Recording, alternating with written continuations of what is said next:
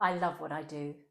I get to meet and work with people from all over the world who want to improve their English speaking. And by this, I mean their accent reduction. They want to reduce the accent from their original language so as to speak English with a more native feel. With people that come to me, they are in search of a more Southern English accent, a modern RP in my case. For international reasons, this tends to be referred to as a British accent because it's understood to mean my kind of accent. But to be honest, I would refer to it as my English accent, but I get why British is the most commonly used term. My clients are advanced speakers. They have a wonderful grasp of the English language. They know their nuances, their vocabulary. In fact, most of them have lived in the UK for quite a long time. And they can be professors, doctors, scientists, quite a few scientists actually, to IT, to corporate, to the fashion world. But they feel there is something missing and they want to add something extra to their speaking. And this is by finding those little parts where maybe they didn't realize what was missing. And more, I'm finding it stems from how they were taught English initially. Because my clients have such a genuine interest in the language itself, they're really keen to get to grips with the cheats and the lessons I've prepared in order to reveal a clarity. The English teaching part of me likes to create the organized structure of grammar, spellings, pronunciation, etc. And I love to hear, I didn't know that, because it usually means a breakthrough in understanding a concept. But the actress side of me introduces the breath, the breathing, because so many people don't inhale. English uses way more breath, airflow than other languages. And many people say, I feel like I'm running out of breath when I talk. Because so many languages can run on empty. And I literally watch people embark on a great speech or a text to read and no inhalation whatsoever. Actually quite impressive in a strange way. But I have to bring them back and say, remember to breathe. And then we look at the deeper breathing initially as exercises.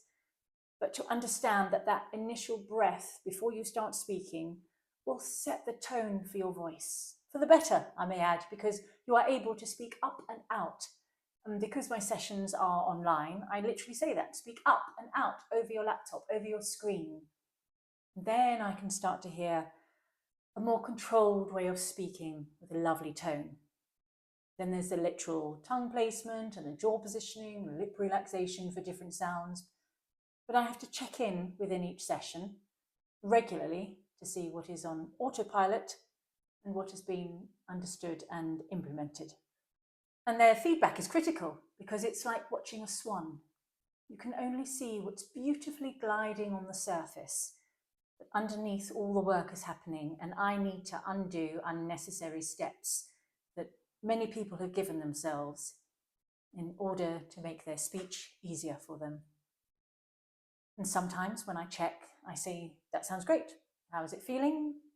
And they might say, it's actually really hard work because I'm doing this, this, and this, and my tongue is doing this. And I'm like, no, let's unravel. Let's see what the tongue's doing. You're making it too long-winded. And then we generally have a lot of face pulling and odd sounds between us. And I find out where the tongue placement is, how far it's curling up, my Russians, Polish, Ukrainians, and to learn how to literally make less is more. And then we hopefully get the breakthrough of, oh, that's better, it's more comfortable.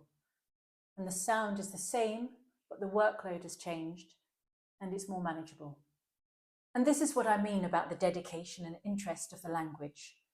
I love working with diligent individuals whose minds are working fast, and they probably tend to lean towards perfectionists. So I have to tread a fine line between meeting that level of desire and accomplishment and holding up a mirror and letting them take a step back and go, don't you sound great?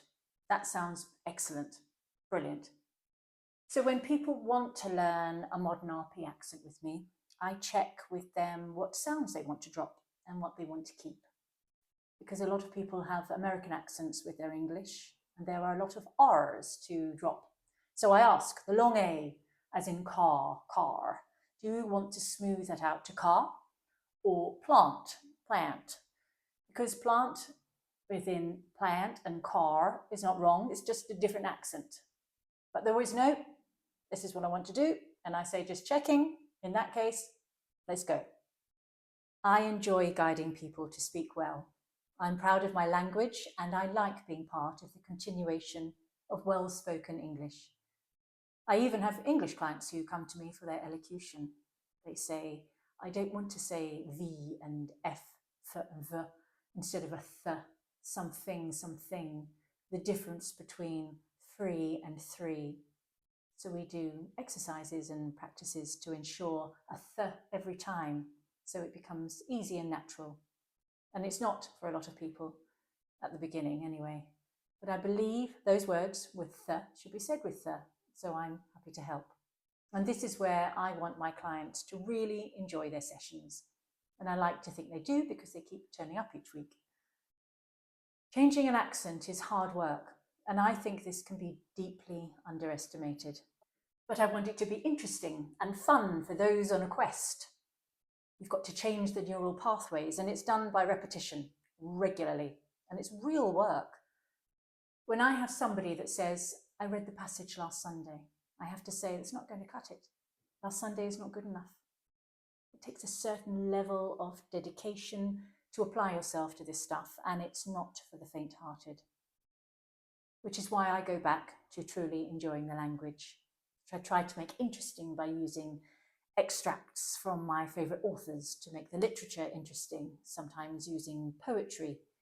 And this really helps break out the rhythm of mother tongues that interrupts the melody of British English. And accent reduction is just that. It reduces the sounds we don't need in English, and that's okay. I'm not afraid of it, and I've yet to meet a client who is. Everybody I've met embraces their journey to the hilt. Accent reduction doesn't change your heritage or your mother's cooking. You're still the same person. It just enhances your speech and very often your communication going on from there. I work with people on their presentations and love to get a text saying, went really well, or their work is about meetings where they need to get up and speak regularly. And they can do that with the tone and pitch that we work on so that people like to listen to them. I'm severely proud of all my clients and their tenacity and abilities, and it's certainly enhanced my life.